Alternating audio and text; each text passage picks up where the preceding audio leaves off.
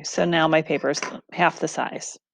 All right, so you can choose whatever kind of shapes you want. Like I said in the requirements, I have to have some shapes coming off of all of the outer edges. So I'm going to do some shape, whatever shape I want. I might make it a curved shape. I might make it a more of a geometric shape. Okay, 3 shapes coming off the edges. I also need to have something coming from a corner. So I'm going to use this corner and make some shape coming from this corner into that negative space. And then I need to have 2 coming off of the central axis, which is what this line is here. So I'm just going to make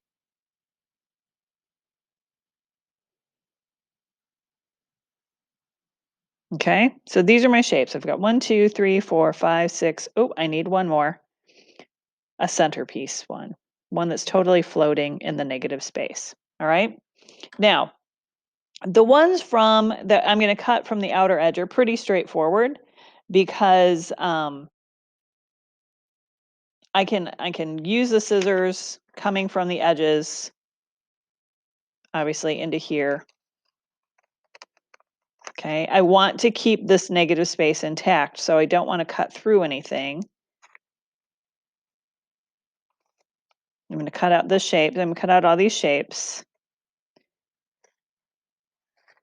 I probably should have done simpler ones so I would be cutting faster, but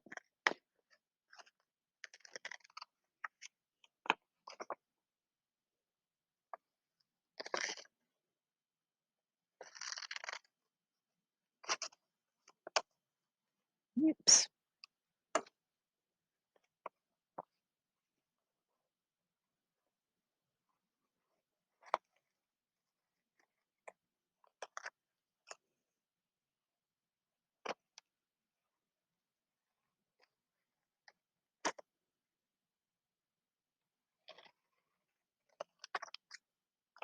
Okay, so I've still got my negative space here.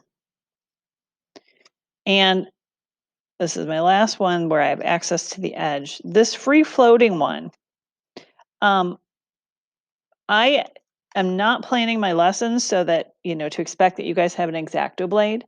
If you had an X-Acto blade, you could use, something underneath and you could cut that out with an X-Acto blade.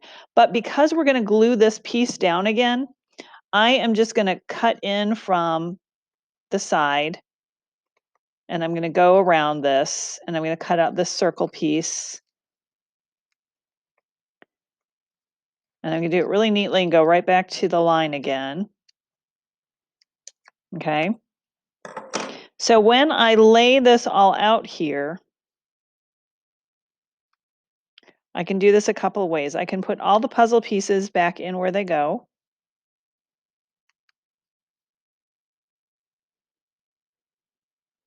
Just to make sure I've got them aligned right.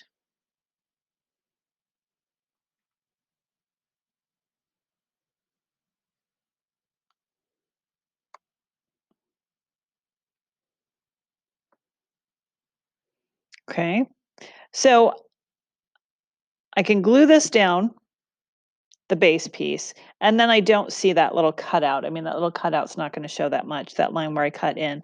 And then what I want to do is flip these across, and I want to visually kind of judge that space. And I know there's a bunch of other ways that, you could kind of cheat and pull up the outside, but I want you to practice this way because I want you to practice judging the space visually and like seeing if the points are lined up, looking at the space in between the negative space as you glue these down. Anything that's cut on that central axis then butts up right against the line for the central axis. So we'd flip over all of these pieces and glue them down as you go. I'm not going to take time to show that. You guys have the white glue in your kit. If you do have glue stick at home, that can work too. Okay, so this would be glued here. And then the free floating shape then comes off into this space. And I wanna make sure that it looks like I basically have a positive, negative design. Everything, all the pieces that were cut out from here are flipped over.